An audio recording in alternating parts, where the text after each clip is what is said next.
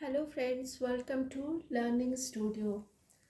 तो आज का टॉपिक है कंपाउंड इंटरेस्ट, जो कि आपके मैथ्स की बुक कंपेयरिंग क्वांटिटीज़ का लास्ट टॉपिक है। ये कंपाउंड इंटरेस्ट, ठीक है। तो एक्सरसाइज 7.3 हमारा बचा हुआ है। तो कंपाउंड इंटरेस्ट स्टार्ट करने के पहले कुछ हम लोग टर्म्स उसका जान लेते हैं क्या होता है। तो एक टर्म्स आता है प्रिंसिपल। प्रिंसिपल जो कुछ भी अमाउंट हम लोग, जैसे कि बैंक में कोई पैसा जमा करने गए, कोई बड़े आपके घर में पैसा जमा करते हैं बैंक में, तो जो अमाउंट होता है ना बच्चों, उसको प्रिंसिपल कहते हैं। जो फर्स्ट टाइम आप लोग जमा करेंगे बैंक में तो उसको हम लोग प्रिंसिपल कहते हैं। बैंक में जमा करना या फिर बोरो करना कुछ भी हो सकता है, ठीक है। जितना भी अमाउंट हम लोग या तो डिपॉजिट कर रहे हैं या बोरो कर रहे हैं, ठीक है। दोनों में से कुछ भी हो सकता है। तो जो भी अमाउंट हम लोग डिपॉजिट करें या बोरो करें तो उसको हम लोग प्रिंसिपल बोलेंगे, ठीक है। स्कूल वाला प्रिंसिपल नहीं, और कॉलेज वाला। तो ये हम लोग जो भी अमाउंट डिपॉजिट कर रहे हैं बैंक में या फिर बैंक से बोरो कर रहे हैं तो उसको हम लोग प्रिंसिपल बोलेंगे। उसके बाद ये इंटरेस्ट, तो इंटरेस्ट क्या चीज़ है? तो हम लोग जितना भी अमाउंट या तो डिपॉजिट कर रहे हैं या बोरो कर रहे हैं ना, तो उसमें कुछ परसेंटेज के हिसाब से कुछ इंटरेस्ट देना पड़ता है, या तो देना पड़ता है या फिर हमको मिलता है किस केस में? जब हम लोग डिपॉजिट कर रहे हैं। जब डिपॉजिट कर रहे हैं तब हम लोग को कुछ इंटरेस्ट हम लोग को मिलता है। सपोज़ कीजिए 5% या फिर 6% या 7% या फिर 8% या फिर 9% भी कोई कोई बैंक से इंटरेस्ट मिलता है। तो ये चीज़ हो गया इंटरेस्ट। जितना भी अमाउंट यहाँ पे जमा कर रहे हैं उसके लिए हमको कुछ इंटरेस्ट मिलता है पर एनम के हिसाब से। पर एनम मने पूरा एनुअली मिलता है, या फिर कहीं कहीं हाफ ईयरली भी मिलता होगा। तो इस तरह से हम लोग को इंटरेस्ट मिलेगा। और नहीं तो बोरो किए हैं ना, तो अगर बोरो किए हैं अमाउंट अगर हम लोग, तो उसमें भी हम लोग को क्या होगा कि उसमें इंटरेस्ट देना पड़ेगा, ठीक है। तो ये डिफरेंस हुआ दोनों चीज़ में। तो बात यहाँ पे समझने के लिए यही है कि जो प्रिंसिपल होता है ना, वो जो डिपॉजिट करते हैं अमाउंट हम लोग उसको प्रिंसिपल बोलेंगे, और उस डिपॉजिट अमाउंट में या बोरो करेंगे उसको प्रिंसिपल बोलेंगे। और जो प्रिंसिपल जो है ना अमाउंट, उस पर हम लोग को कुछ इंटरेस्ट मिलता है, ये हम लोग को बैंक देती है, या बोरो करेंगे तो बैंक हमसे लेती है उतना इंटरेस्ट, ठीक है। जैसे कोई हम लोग एसेट खरीदते हैं, मान लिया हम लोग कोई गाड़ी खरीदे है ना, तो उस पर हम लोग लोन लेते हैं, यानी बोरो कर रहे हैं हम लोग। तो बोरो कर रहे हैं तो उस पर हम लोग को कुछ इंटरेस्ट लगता है, तो इंटरेस्ट लग के हम लोग फिर उसको पेमेंट करते हैं। तो वही चीज़ हुआ इंटरेस्ट। और उसके बाद आ गया अमाउंट। तो अब अमाउंट क्या चीज़ होता है? तो ये जो हम लोग डिपॉजिट किए, तो कुछ मान लीजिए कुछ अमाउंट हम लोग 10,000 डिपॉजिट किए, ठीक है। तो 10,000 डिपॉजिट किए तो इंटरेस्ट मान लिया कि 5% इंटरेस्ट हम लोग को बैंक से मिला पर एनम के हिसाब से, ठीक है।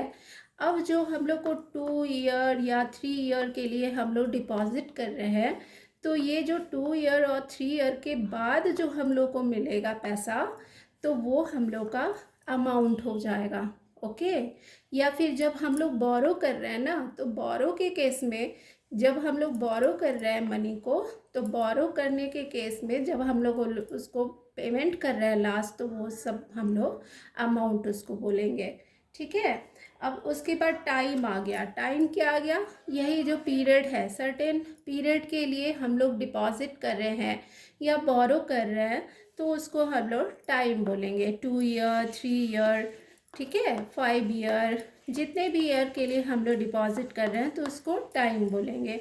उसके बाद रेट। अब रेट क्या हो गया? रेट वही इंटरेस्ट का जो रेट हुआ 5%, 6% के हिसाब से जो भी रेट हुआ, ये सब चीज़ हम लोग रेट बोलेंगे उसको, और इसको डिनोट करेंगे कैपिटल आर, ठीक है, या स्मॉल आर भी लिख सकते हैं। टी टाइम, और अमाउंट हो गया कैपिटल ए, और इंटरेस्ट तो आई हो गया और कैपिटल पी हो गया प्रिंसिपल।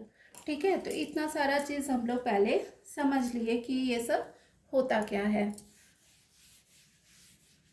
अब कुछ हम लोग स्टार्ट करते हैं। पहले बुक से ही हम लोग कुछ देख ले बच्चों। स्टार्ट करते हैं। यहाँ पे एग्जाम्पल 7 है, इसमें दिया है बच्चों, a sum of 10,000 rupees is borrowed at a rate of interest 15% per annum for 2 years. ठीक है, अब कह रहा है इसमें कि 10,000 रुपया बोरो किया गया at the rate of interest 15% per annum के हिसाब से और 2 साल के लिए।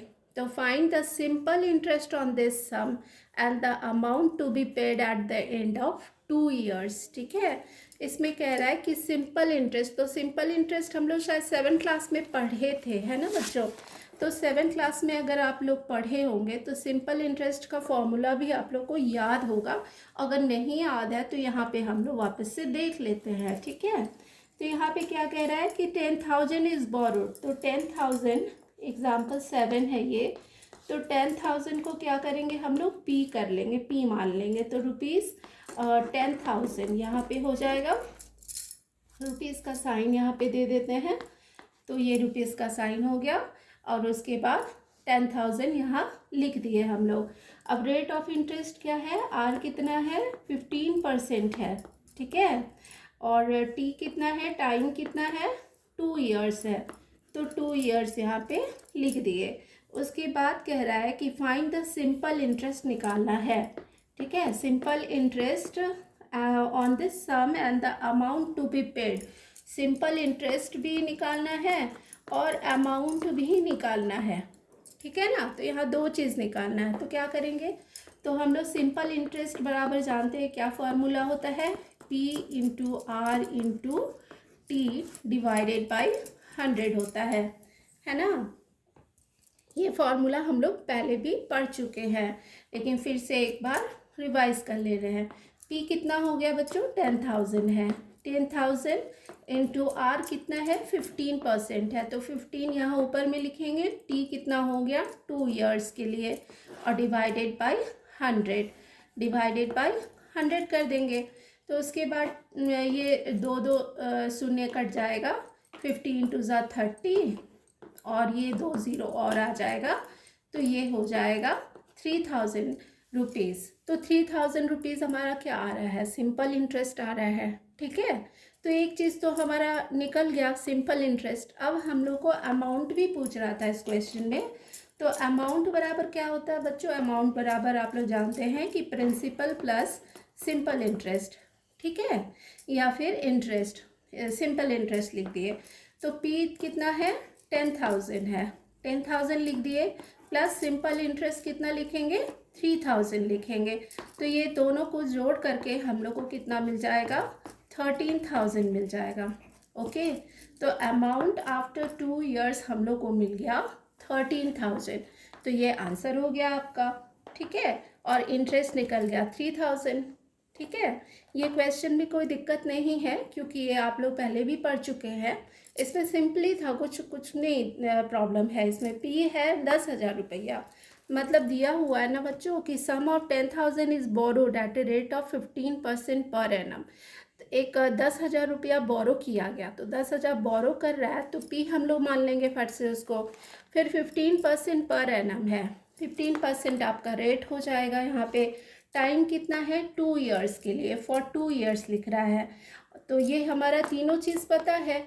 तो हम लोग को बोल रहा है कि find the simple interest on this sum and the amount to be paid at the end of 2 years.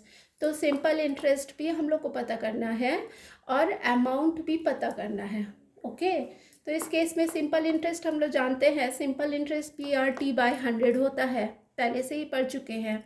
P है 10,000, R है 15, T है 2, डिवाइडेड बाई 100 कर दिए, कैंसिल करके हम लोग 3,000 निकाल लिए सिंपल इंटरेस्ट का अमाउंट।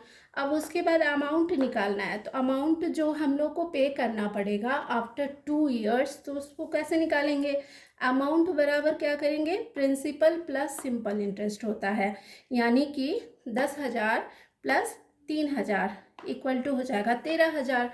तो ये हमारा निकल गया अमाउंट। आफ्टर 2 ईयर्स इतना हमको पे करना पड़ेगा वापस से। ओके,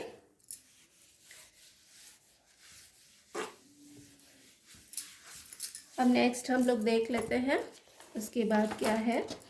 अब है कंपाउंड इंटरेस्ट कैसे निकालेंगे। ठीक है, तो कंपाउंड इंटरेस्ट और सिंपल इंटरेस्ट को जानने के लिए ना एक एग्जांपल यहाँ पे समझाया हुआ है 100 रुपीज़ को लेकर के। ठीक है, तो वो हम लोग देख लेते हैं कैसा है। फर्स्ट ईयर, सेकेंड ईयर और थर्ड ईयर के लिए यहाँ पे निकाल के समझाया हुआ है अंडर सिंपल इंटरेस्ट और कंपाउंड इंटरेस्ट। ठीक है, तो ये हम लोग देख लेते हैं। फर्स्ट ईयर के लिए प्रिंसिपल कितना है, ₹100 है। यहाँ पे रुपीज़ का साइन होगा, ₹100। अब इंटरेस्ट कितना है, आई हम शॉर्ट में लिख रहे हैं, 10% के हिसाब से इंटरेस्ट है। तो यहाँ पे ₹10 हो गया। इंटरेस्ट 10% है तो 100 का 10% 10 होता है बच्चों, तो यहाँ पे 10 लिख दिए। तो कंपाउंड इंटरेस्ट में भी सेम, पहला साल के लिए तो सेम लिखेंगे, ₹100 लिखेंगे यहाँ पे। प्रिंसिपल अमाउंट नहीं बोलिएगा, प्रिंसिपल है ये, प्रिंसिपल 100। फिर इंटरेस्ट जो हुआ वो 10% लग रहा है, तो इंटरेस्ट का हो गया वैल्यू ₹10। तो फिर यहाँ पे जो है year and amount, year and में कितना देना पड़ेगा मेरे फर्स्ट ईयर के लिए कितना देना पड़ेगा, जो प्रिंसिपल है उसमें इंटरेस्ट का पैसा जोड़ देंगे। तो ये हो जाएगा हमारा 110 रुपया। ठीक है, तो फर्स्ट ईयर के लिए 110 रुपया, यहाँ भी 110 रुपया हो रहा है क्योंकि ये सिंपल इंटरेस्ट है। ये सिंपल इंटरेस्ट में भी 110 हो रहा है और कंपाउंड इंटरेस्ट में भी 110 हो रहा है। तो पहला सेल के लिए कोई प्रॉब्लम नहीं है, एक ही जैसा निकलेगा। उसके बाद सेकेंड ईयर के लिए निकालेंगे हम लोग बच्चों। सेकेंड ईयर के लिए क्या होगा ना, थोड़ा सा चेंज हो जाएगा। सेकेंड ईयर में भी प्रिंसिपल लिखेंगे PI इंटरेस्ट और ईयर एंड अमाउंट। ठीक है, तो यहाँ प्रिंसिपल कितना हो जाएगा, सेकेंड ईयर में सिंपल इंटरेस्ट के लिए प्रिंसिपल सेम रहता है। ठीक ना, प्रिंसिपल जो होगा वो सेम रहेगा, मतलब 100 ही रहेगा। 100 अगर हम लोग डिपॉजिट कर रहे हैं और अगर सिंपल इंटरेस्ट के हिसाब से है तो प्रिंसिपल हमारा ऑलवेज सेम रहेगा और उसी प्रिंसिपल पे हमको इंटरेस्ट मिलेगा 10% के हिसाब से, यानी 100 का 10% 10 हो गया। अब उसके बाद जो है ना, ईयर एंडिंग में अमाउंट इसका कितना हो जाएगा, ईयर एंडिंग अमाउंट ये हो जाएगा, रुपीज़ लिख देंगे। ईयर एंडिंग में कितना हो जाएगा, 110 पहला साल का था और 110 में 10 जुड़ जाएगा। ठीक है, तो 120 हो जाएगा ईयर एंड में, यहाँ पे सिंपल इंटरेस्ट के हिसाब से। और कंपाउंड इंटरेस्ट में क्या हो रहा है, कंपाउंड इंटरेस्ट में होगा प्रिंसिपल किसको मानेंगे हम लोग, जो ईयर एंडिंग था ना फर्स्ट ईयर का, जो फर्स्ट ईयर 110 रुपया जो ईयर एंडिंग में मिल रहा है अमाउंट, उसी को सेकेंड ईयर में प्रिंसिपल मान लेंगे। तो 110 रुपया प्रिंसिपल हो जाएगा सेकेंड ईयर के लिए ये पैसा। उसके बाद इस पे 10% इस पे मिलेगा, 110 का 10% बच्चों, तो ये हो जाएगा 11 रुपया। ठीक है ना, तब ये जुट जाएगा 110 में 11 जुट जाएगा, तो यहाँ पे 121 रुपया हो जाएगा। ठीक है, तो इसका ईयर एंडिंग में कितना मिल रहा है, 121 रुपया मिल रहा है और सिंपल इंटरेस्ट के हिसाब से हमको 120 रुपया ही मिल रहा है। अब थर्ड ईयर में देख लेते हैं। थर्ड ईयर के लिए फिर थर्ड ईयर के लिए प्रिंसिपल, यहाँ पे प्रिंसिपल इंटरेस्ट और ईयर एंडिंग लिखेंगे। तो प्रिंसिपल यहाँ थर्ड ईयर के लिए भी 100 ही लेंगे क्योंकि ये सिंपल इंटरेस्ट है, तो ऑलवेज प्रिंसिपल जो है ना बच्चों वो 100 ही होगा। मतलब जितना बोरो किए हैं ना अमाउंट, या फिर जितना हम लोग ये किए हैं डिपॉजिट किए हैं, तो उतना ही अमाउंट हम लोग का ऑलवेज प्रिंसिपल होगा। अब इंटरेस्ट है 10% के हिसाब, तो इसी में इंटरेस्ट हमको देना है, मतलब मिलेगा। तो 100 का 10% ₹10 हो गया, यहाँ पे रुपीज़ भी लिख दिए। और ये ऐड हो करके ये जो 10 रुपीज़ है ना, तो ये 120 प्लस 10 रुपीज़ हो जाएगा, मतलब जो पिछले साल का ईयर एंडिंग अमाउंट था उसमें ऐड हो जाएगा इंटरेस्ट, तो ये हो जाएगा 130 रुपीज़ ईयर एंड में हमको मिल रहा है। कहने का मतलब कि सिंपल इंटरेस्ट में जो इंटरेस्ट मिलेगा ना बच्चों, वो जितना अमाउंट हम लोग डिपॉजिट कर रहे हैं हर साल में उतना ही अमाउंट का इंटरेस्ट मिलेगा। मतलब ईयर एंड में जो मिल रहा है उसको नहीं देखेगा, वो इंटरेस्ट निकालेगा उसी अमाउंट में जिस अमाउंट को हम लोग डिपॉजिट कर रहे हैं। क्लियर है? अब इतना तो हम लोग को क्लियर होना चाहिए। और जो लास्ट में ईयर एंड में जो इंटरेस्ट जोड़ करके जो सम होता है ईयर एंड में, उसी में इंटरेस्ट जुटते चला जाएगा हर साल। अगर आप लोग पासबुक देखते होंगे ना घर पे, अगर पापा का या फिर मम्मी का किसी का भी, तो आप लोग को पता चलेगा कि हर साल जितना अमाउंट हम लोग मतलब जमा होते जा रहा है ईयर एंड में जितना मिलता है ना, और इंटरेस्ट जो है अगर सिंपल इंटरेस्ट के हिसाब से है तो वो प्रिंसिपल अमाउंट पे ही आपको इंटरेस्ट मिलेगा। और कंपाउंड इंटरेस्ट में क्या है, जो ईयर एंड में आपका बच रहा है मनी, जो आपका ऐड होकर के इंटरेस्ट आ रहा है हमारा अमाउंट, वो सेकेंड ईयर के लिए प्रिंसिपल बन जाएगा। अब सेकेंड ईयर के लिए ये प्रिंसिपल हो जाएगा, तो ये प्रिंसिपल जब हो गया तब इसका फिर उतना परसेंट के हिसाब से इंटरेस्ट, मतलब 10% इसका मिलेगा इंटरेस्ट वापस से, तब हमारा ऐड होके फिर सेकेंड ईयर का अमाउंट हमको मिल जाएगा वापस। फिर सेकेंड ईयर का अमाउंट जो हो रहा है वो थर्ड ईयर का प्रिंसिपल हो जाएगा। ठीक है, 121 यहाँ पे प्रिंसिपल हो जाएगा। फिर इसका इंटरेस्ट मिलेगा 10%, तो 121 का 10% कितना हो जाएगा बच्चों, 12 रुपया हो जाएगा, 12.10। ठीक है, तब इसको ऐड कर देंगे हम लोग, तो हमारा कितना पैसा होगा यहाँ पे लिख देंगे 133.10 रुपीज़ यहाँ पे मिल रहा है। कहने का मतलब कंपाउंड इंटरेस्ट में साल के एंड में थर्ड ईयर में 133 रुपया 10 पैसा मिल रहा है, और यहाँ पे 130 रुपया ही मिल रहा है। तो ज़्यादा फ़ायदा किस में हो रहा है, कंपाउंड इंटरेस्ट वाले में हो रहा है ना बच्चों।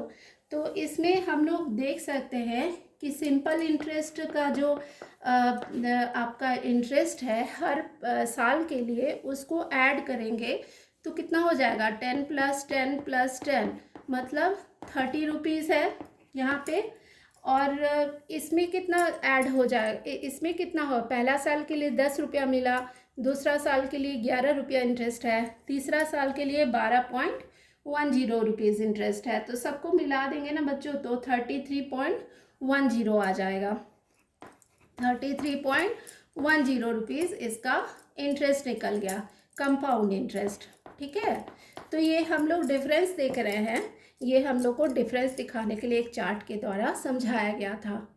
ठीक है, इसका एग्जांपल लेके हम लोग समझ गए कि कंपाउंड इंटरेस्ट और सिंपल इंटरेस्ट में क्या डिफरेंस है।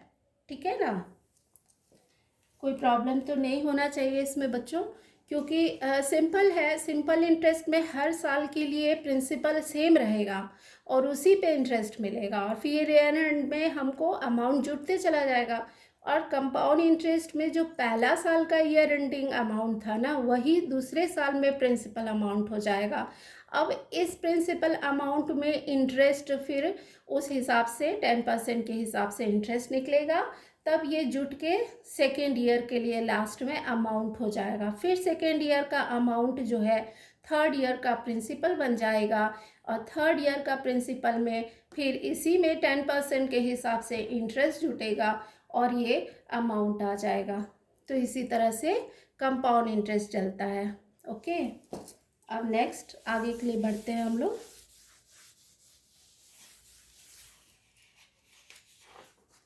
अब एक फॉर्मूला आता है, कंपाउंड इंटरेस्ट का फॉर्मूला है,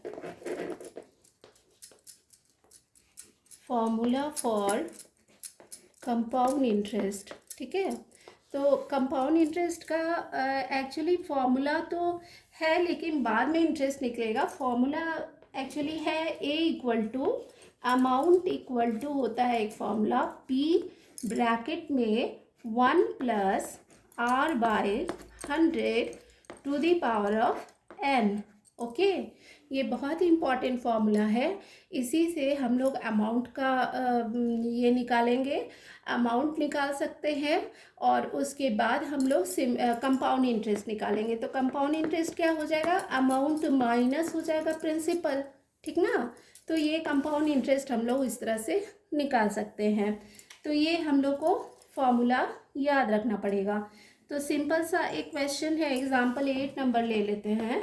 एग्जाम्पल 8 में है, find compound interest on ₹12,600 for 2 years at 10% per annum compounded annually, ठीक है ना। तो 12,600 रुपया पे 2 साल के लिए बोल रहा है, और 10% पर एनम है इंटरेस्ट, ठीक है। तो क्या होगा, यहाँ पे प्रिंसिपल क्या हो जाएगा बच्चों, 12,600 रुपया हो जाएगा प्रिंसिपल, ओके। और रेट कितना हो जाएगा, रेट हो जाएगा 10% पर एनम दिया हुआ है, ठीक है, पर एनम यहाँ पे लिख दिए। उसके बाद आपका नंबर ऑफ ईयर्स कितना है, नंबर ऑफ ईयर्स है 2 साल के लिए कह रहा है। तब हमको बोल रहा है कि कंपाउंड इंटरेस्ट निकालना है, कंपाउंड इंटरेस्ट निकालना है, ठीक ना। तो कंपाउंड इंटरेस्ट निकालने के पहले हम लोग को क्या करना पड़ेगा, अमाउंट भी निकालना पड़ेगा, क्योंकि हमको फॉर्मूला पता है, अमाउंट इक्वल टू होता है P into 1 + R/100 to the power of n। n क्या है, पीरियड है, मतलब टाइम है, ठीक ना, टाइम है, 1 साल 2 साल 3 साल 4 साल 5 साल, जितना भी आपको दिया रहेगा वो टाइम वहाँ पे शो करेगा। तो पहले क्या करेंगे बच्चों, ए निकालेंगे, ए इक्वल टू, ये फॉर्मूला पहले लिख देंगे, फॉर्मूला पे सारा चीज़ पुट कर देंगे हम लोग। ए इक्वल टू पी, तो पी कितना है, 12,600 रुपया, और ब्रैकेट में हो जाएगा 1 + R। R कितना है बच्चों, 10% है, तो R/100 लिख देंगे, सॉरी 10/100 लिख देंगे, ठीक ना, 10% है ना, तो 10/100 हो जाएगा। और ऊपर में पावर कितना आ जाएगा, मतलब टाइम कितना है, 2 साल के लिए है। तो इस तरह से हमारा फॉर्मूला पे पुट करेंगे हम लोग। उसके बाद इसको हम लोग निकालेंगे, कैलकुलेट करेंगे कितना हो रहा है। तो ये हो जाएगा, 1 शून्य 1 शून्य कट गया, 1/10 हो गया, तो 10 + 1 11/10 हो जाएगा। तो 11/10, और उसका स्क्वायर है बच्चों, तो 11/10 इंटू 11/10 हो जाएगा, ठीक ना। थोड़ा यहाँ पे एक स्टेप आगे हो गए, लेकिन आप लोग अगर प्रॉब्लम है तो यहाँ पे एलसीएम लेके समझ लीजिएगा, क्योंकि ये 10 है, एलसीएम 10 हो जाएगा यहाँ पे। तो 10 + 1 11 हो जाएगा, 11/10 हो जाएगा, तो 11/10 हो गया, इंटू 11/10 इसलिए लिखे क्योंकि ये पावर 2 था, मतलब टाइम 2 है, 2 टाइम्स हमको ये करना पड़ेगा मल्टीप्लाई। तो ये हम लोग लिख दिए। उसके बाद हम लोग यहाँ पे कैलकुलेट कर लेंगे, तो 1 शून्य 1 शून्य यहाँ से दोनों कट जाएगा, 1 0 1 0। उसके बाद क्या हो जाएगा, 126 इंटू 1 1, मतलब 11 का स्क्वायर। तो 11 का स्क्वायर 126 इंटू 11 का स्क्वायर 121 होता है बच्चों। तो इस तरह से आप लोग कैलकुलेट करिएगा ना, तो इसका वैल्यू आ जाएगा 15,246, ठीक है, 15,246 आ गया इसका अमाउंट, ओके। तब ये अमाउंट हमारा 15,246 आ गया, और प्रिंसिपल हमारा है 12,600 रुपया। तो हम ये दोनों को माइनस कर देंगे ना, तो कंपाउंड इंटरेस्ट निकल जाएगा। तो यहाँ पे हम थोड़ा इरेज करने वाले हैं, क्योंकि यहाँ पे जगह नहीं है, तो इरेज कर देते हैं बच्चों। तो हमारा मिला था, क्या हो जाएगा, कंपाउंड इंटरेस्ट हो जाएगा, अमाउंट कितना था, 15,246 रुपया था अमाउंट, माइनस कर देंगे 12,600 रुपया, ठीक ना। तो ये हमारा निकल जाएगा रुपीज़ में, ये 6 हो गया, ये 4 हो गया, 12 में से 6 गया 6, और यह 4 में से 2 गया 2, तो 2,646 रुपया, मतलब 2,646 रुपया जो निकला वो हमारा कंपाउंड इंटरेस्ट निकल गया, ठीक है। तो ये हमारा कंपाउंड इंटरेस्ट आ गया आंसर में, ओके। तो इसमें कोई प्रॉब्लम नहीं है, ये केवल एक फॉर्मूला हम लोग को समझ लेना है। ये फॉर्मूला हमेशा याद रखना है, A = P × 1 + R/100 to the power of n, ठीक है। और इसका मतलब क्या होता है ये तो हम लोग समझ ही गए हैं। और कंपाउंड इंटरेस्ट कैसे निकलेगा, अगर अमाउंट निकल गया या प्रिंसिपल निकल गया तो दोनों को निकालना ज़रूरी है हमको इंटरेस्ट निकालने के लिए, तो दोनों का होना ज़रूरी है। तो अमाउंट में से हम लोग प्रिंसिपल माइनस कर देंगे तो हमारा कंपाउंड इंटरेस्ट आ जाएगा। ठीक है, तो ये हो गया। उसके बाद है बच्चों application of compound interest formula. अब ये कंपाउंड इंटरेस्ट फार्मूला को कहाँ कहाँ हम लोग अप्लाई कर सकते हैं वो चीज़ दिया हुआ है। There are some situations where we could use the formula for calculation of amount in CI, that means compound interest. Here are a few. पहला है इंक्रीज इन पॉपुलेशन, अगर पॉपुलेशन इंक्रीज कर रहा है या डिक्रीज कर रहा है तो भी इस फॉर्मूला को हम लोग अप्लाई करके निकाल सकते हैं। सेकेंड नंबर में है the growth of A bacteria if the rate of growth is known, अगर बैक्टीरिया का ग्रोथ रेट भी पता करना है तो इस फॉर्मूला को अप्लाई करके हम लोग पता कर सकते हैं। थर्ड नंबर में है the value of an item if its price increases और decreases in the intermediate years, अगर वैल्यू किसी भी आइटम का वैल्यू इंक्रीज या डिक्रीज कर रहा है ना उसका प्राइस, तो हम लोग उसको उस फार्मूला से पता कर सकते हैं। ठीक है, तो हम लोग एक एग्जाम्पल ले लेते हैं। एग्जाम्पल 9 में है the population of A city was 20,000 in the year 97। Example 9 ये ले लेते हैं हम लोग। Population of A city was 20,000 in year 97, तो 97 में कितना पॉपुलेशन है, 1997 में पॉपुलेशन बोल रहा है 20,000 है। ठीक है, 20,000। it increased at the rate of 5% per annum, ये 5% यानी रेट हो गया 5% पर एनम के हिसाब से पॉपुलेशन इंक्रीज कर रहा है। तो find the population at the end of year 2000, तब 2000 के एंड में पॉपुलेशन कितना होगा वो निकालना है। ठीक ना, पॉपुलेशन कितना होगा, तो इसको इस तरह से समझते हैं बच्चों कि 97 में जो पॉपुलेशन था और 20,000, तो इसको हम लोग प्रिंसिपल अमाउंट समझ सकते हैं, मैंने प्रिंसिपल कह सकते हैं इसको कि 20,000 ये प्रिंसिपल है। दिमाग में सोचिए आप लोग कि 97 में अगर 20,000 था तो वो 5% के हिसाब से एनुअली बढ़ रहा है, तो 2000 में निकालना है हम लोग को कि कितना हो जाएगा पॉपुलेशन। दैट मीन्स कि इसको इस तरह से समझ सकते हैं कि पहला जो हम लोग ये है उसको 97 वाला जो पॉपुलेशन है उसको P समझेंगे हम लोग यहाँ पे, और रेट है 5% पर एनम के हिसाब से, और टाइम हम लोग को पता चल गया 2000 लिखा हुआ है ना, 2000 में पॉपुलेशन कितना होगा, तो 97 का दिया हुआ है और 2000 का पता करना है। इसका मतलब इसका गैपिंग कितना हो रहा है, 97 के बाद 2000, मतलब 3 साल का गैप है।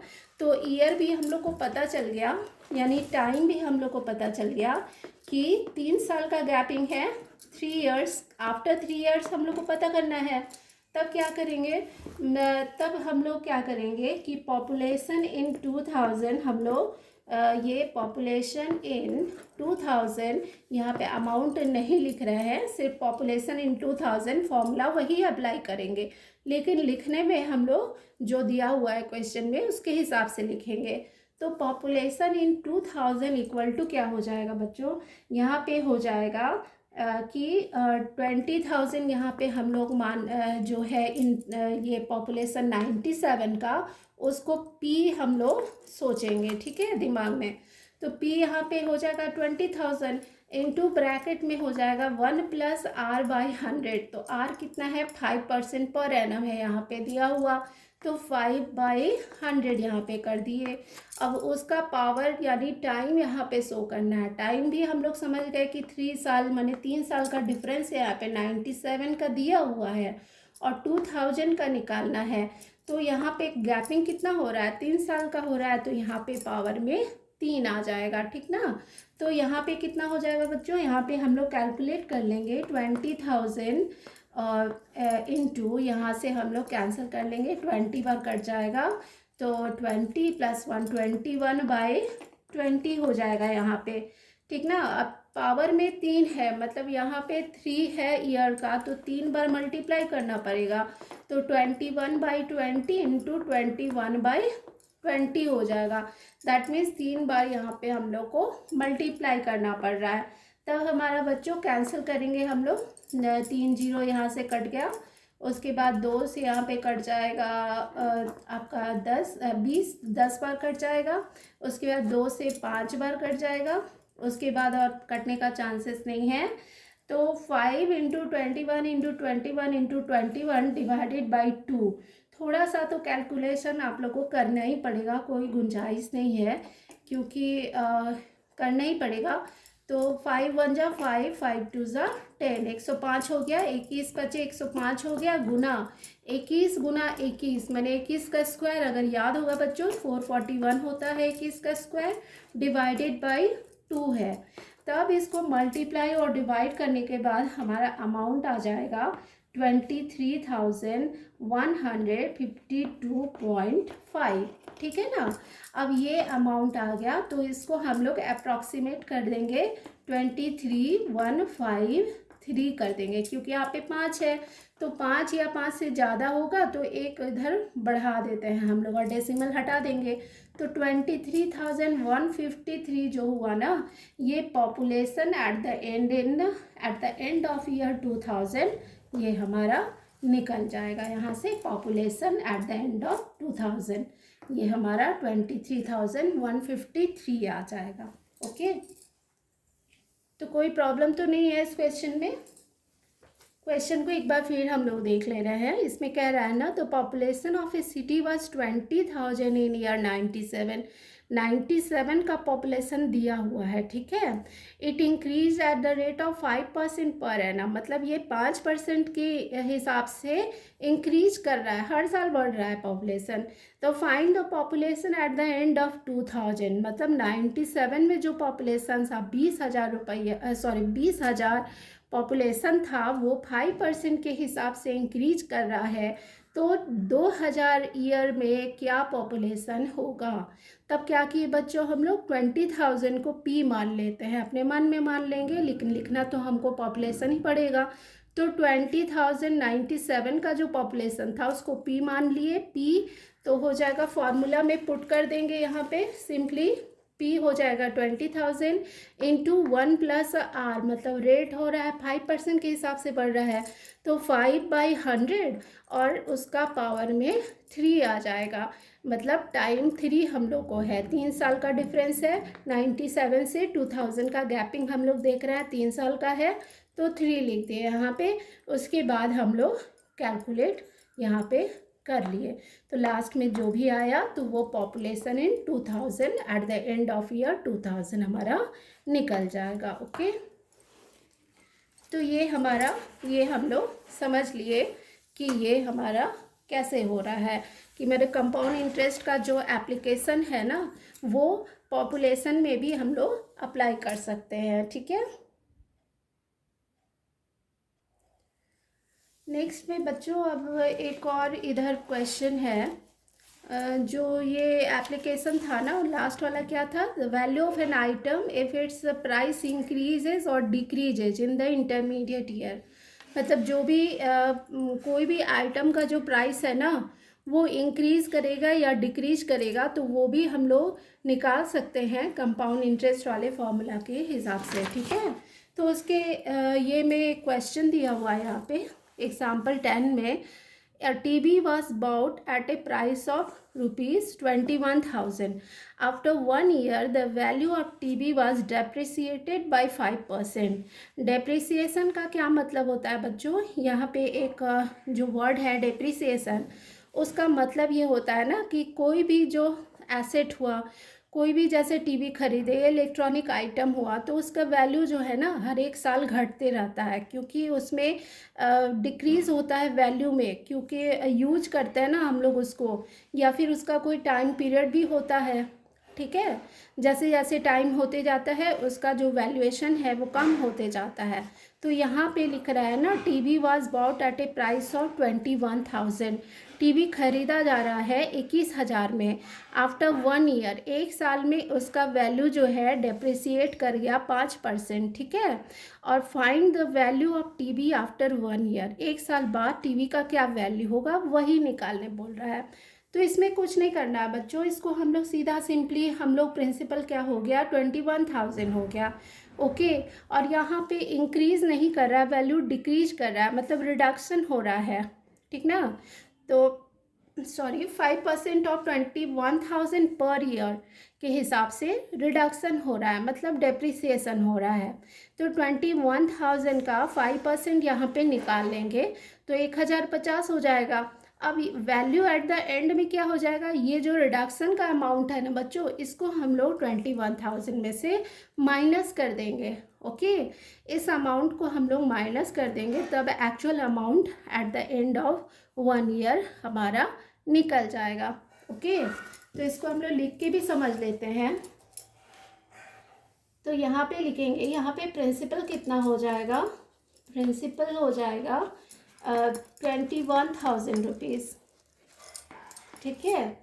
ये हो जाएगा एग्ज़ाम्पल 10, एग्ज़ाम्पल 10 हो गया, प्रिंसिपल हो गया 21,000 रुपीज़। अब डेप्रिसिएशन कितना है, डेप्रिसिएशन का वैल्यू, डेप्रिसिएशन हो रहा है 5% के हिसाब से, ठीक है, या रिडक्शन जो भी हम लोग लिख ले, रिडक्शन या डेप्रिसिएशन सेम हो जाएगा, रिडक्शन 5%, ओके।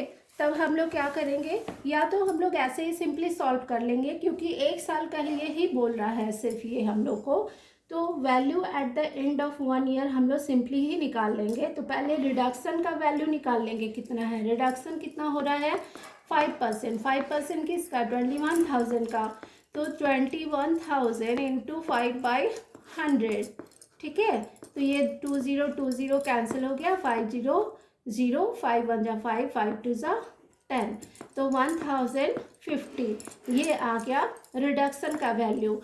अब हमको अमाउंट क्या पे करना पड़ेगा, amount of the TV after 1 year, ठीक है, 1 year, amount of TV after 1 year क्या हो जाएगा 21,000 माइनस हो जाएगा 1,050 रुपया, ठीक है। तब ये हमको जो निकलेगा वैल्यू ये हो जाएगा हमारा 10 में से 5 गया 5, यहाँ पे 9 हो जाएगा, यहाँ पे 10 में से 11 9 हो जाएगा, यहाँ पे 1 हो जाएगा, मैंने 19,950 रुपया ये हमारा वैल्यू निकल गया eight the end of 1 year, okay. तो इसको हम लोग अगर इस तरह से भी निकाल सकते हैं क्योंकि ये 1 ईयर के लिए ही सिर्फ दिया हुआ था, तो ये सिंपली हम लोग 1 ईयर के लिए निकाल लिए। अगर 2 या 3 ईयर के लिए देता ना तो हम लोग को फॉर्मूला अप्लाई करना पड़ता, तो फॉर्मूला के हिसाब से भी हम लोग देख ले रहे हैं बच्चों। तो ये तो हो गया इस तरह से दिया है, ठीक है। और 1 ईयर है टाइम, 1 ईयर है time, t equal to 1 year है, तब हम लोग फॉर्मूला क्या बैठाएंगे, इक्वल टू होता है p into that means 21,000 into 1 plus r/100 होता है बच्चों, क्योंकि इंक्रीज के केस में प्लस होता है, अगर डिक्रीज है ना बच्चों तो माइनस यहाँ पे लगा देंगे, ओके।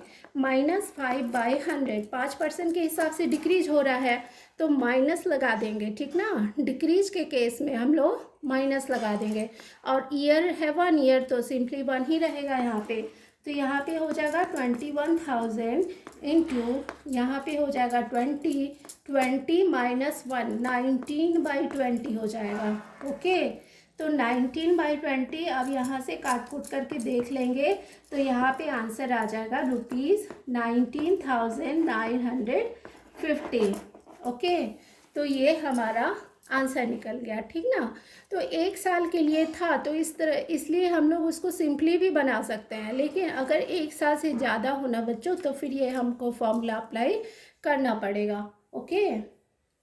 तो आज के लिए इतना ही बच्चों, अब मिलते हैं अगले क्लास में, और अगले क्लास में हम लोग एक्सरसाइज 7.3 को कवर कर लेंगे, ओके। तब तक के लिए बाय।